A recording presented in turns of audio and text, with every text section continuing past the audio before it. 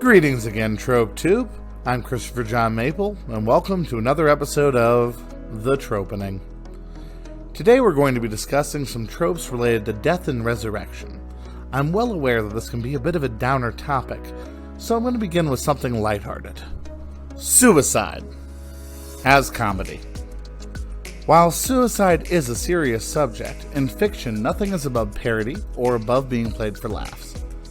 Suicide as comedy is used as a form of dark humor. The most frequent uses of this include repeated failed attempts at suicide, or portraying a pathetic sad sack character as always on the brink of suicide. A great example of the first use would be from the film Hook. After discovering Peter Pan had become an adult and forgotten his past, this was Hook's reaction. Step. My finger's on the trigger. Don't try to stop me, Smee. Oh, not again. This is it. Don't try to stop me this time, Smee. Don't try to stop me this time, Smee. Don't you dare try to stop me this time, Smee. Try to stop me. Smee, you better get up off your ass. Get over here, Smee. I'm coming. Smee! This is not a joke. I'm committing suicide. And in a perfect illustration of the second use of this trope, we have Ted from Scrubs, the resident sad sack. Hey, how come all you have in here is a smiley face button and a revolver? Well, one's in case I get sad, and the other one's in case I get really sad. Well, see you tomorrow. We'll see.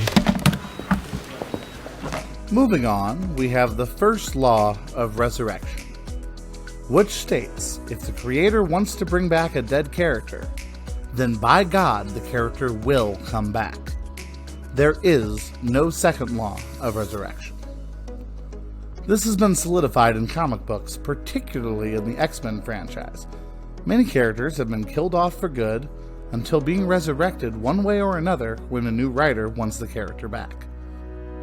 The first law of resurrection is the foundation of many other death and resurrection tropes. And next up, we have reports of my death were greatly exaggerated. The name of this trope is based off of a misquotation of Mark Twain, refuting a rumor of his own demise.